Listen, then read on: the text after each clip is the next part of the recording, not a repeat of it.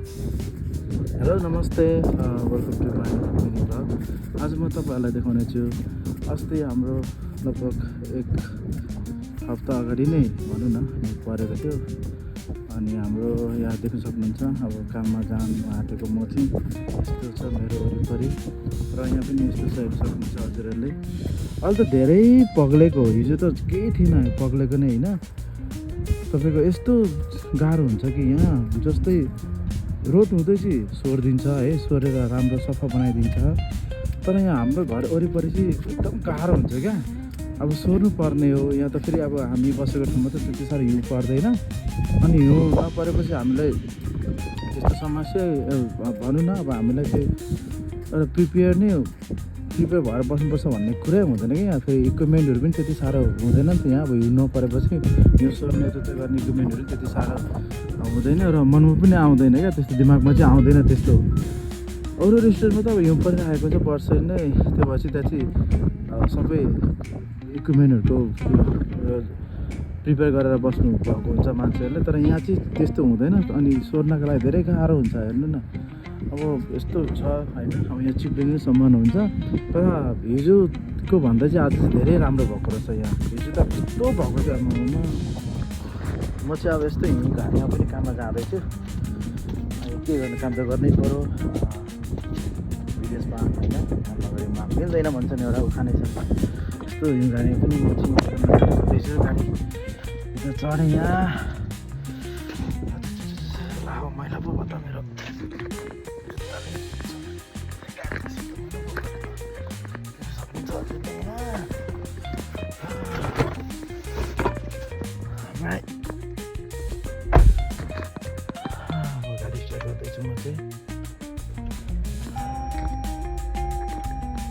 के गर्ने, यसरी जानुपर्ने हुन्छ यो गाडीमा पनि काम गर्नको लागि है। जिन्दगी यस्तै हो, परदेशी जीवन।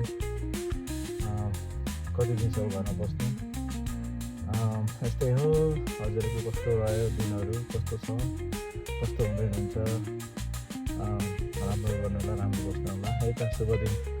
Thank you so much.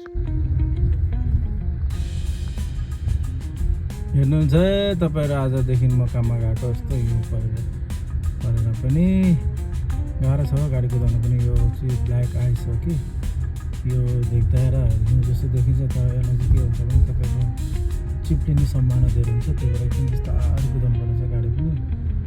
टेक्सासमा पनि यस्तो हिउँहरू पऱ्यो, के गर्नु अब। तपाईँहरूले नसोचेको कुराहरू हुन्छ नि यहाँ पनि कोही बेला। खासै हिउँ पर्ने ठाउँ त होइन यो, खासै हिउँ पर्ने स्टेट त होइन, तर पनि हिउँ पर्छ होला के हो। अहिले त सालमा एकचोटि हिउँ पर्न थालिसक्यो यहाँ पनि। धन्न यहाँ गाडी हिँडेर लेन चाहिँ बनाएको छ, बाटो गाडी हिँड्ने बाटो चाहिँ बनाएको छ। त छैन नि हो, लेन चाहिँ केही देखिँदैन नि। अब यस्तो हिउँ छ, गाह्रो छ है काममा जान पनि। अब के गर्नु, काममा नगए पनि भएन। कति घरमा बस्नु, 2 दिन भइसक्यो बसेको। आफ्नो यता भ्याकेसन फेरि सकिने होला जस्तो भइसक्यो। के गर्ने अब, भर्खर सुरु मात्रै हुँदैछ यो साल। अब यो सालको भ्याकेसन सबै सुत्दियो भने त फेरि गाह्रो भयो। अब काममा त जानै पऱ्यो। यस्तै छ है विदेशी लाइफ।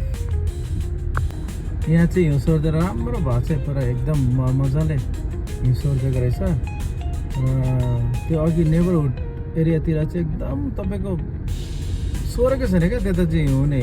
झन्सारो मेरो घरको बाटो देख्नुभन्दा तपाईँलाई केही गाह्रो छ झन्सारो। त्यहाँ त झन्सारो यस्तो बाटो नै छैन क्या हिँड्नको लागि, लेन नै देखिँदैन। पुरा हिउँको माथि मात्रै कुदाउनु पर्ने हुन्छ। तर यहाँ चाहिँ तपाईँको एकदम हिउँ सोर्दैछ, धेरै धेरै राम्रो भइरहेछ। र धेरै धेरै धन्यवाद दिन चाहन्छु जसले यो काम गर्नुभयो, उहाँहरूले धेरै धेरै धन्यवाद दिन चाहन्छु। यहाँ चाहिँ हिउँ सोर्देर एकदम राम्रो भएको छ।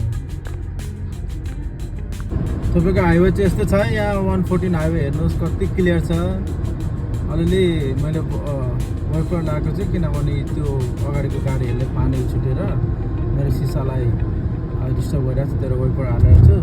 तपाईँले देख्न सक्नुहुन्छ कस्तो क्लियर छ बाटो चाहिँ है, हाइवे। तर सर्भिस रोडहरू हुन्छ नि, नेबर रोडहरू चाहिँ एकदम त्यहाँ चाहिँ हिउँने छ, त्यहाँ चाहिँ सोरेको पनि छैन र धेरै गाह्रो छ गाडी कुदाउनु है त।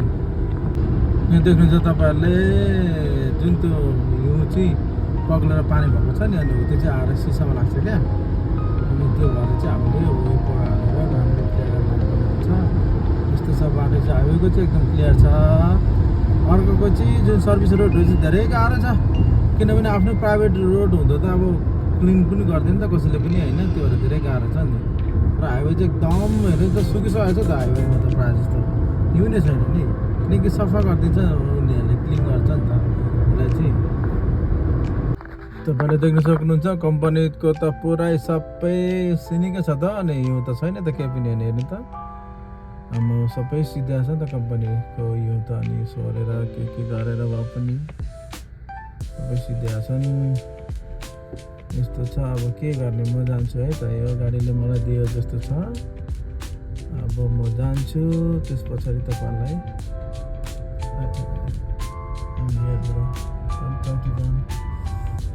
I'm on the way, bro. Don't try to run, okay? Don't try to run towards me, okay? Okay, हेर्नु सक्नुहुन्छ हजुरहरूले अब कम्पनी पनि आइसक्यो खुला भएको रहेछ 2 दिनपछि आउँदा त यस्तो पो रहेछ त हौ कम्पनी त पुरा पार्किङ लडमा त कति ठाउँमा त हिँड्ने रहेछ त ठिकै छ इट्स नट ब्याड सोच्दाखेरि चाहिँ राम्रै छ अब पार्क गरिन्छ अनि त्यस पछाडि एकछिन के गरिन्छ भने एकछिन रेस्ट गरिन्छ आज छिट्टो आइयो म गाडी यो साइड लाँदिनँ किनभने यो साइड स्टिल हिउँ रहेछ है म यो साइड लान्छु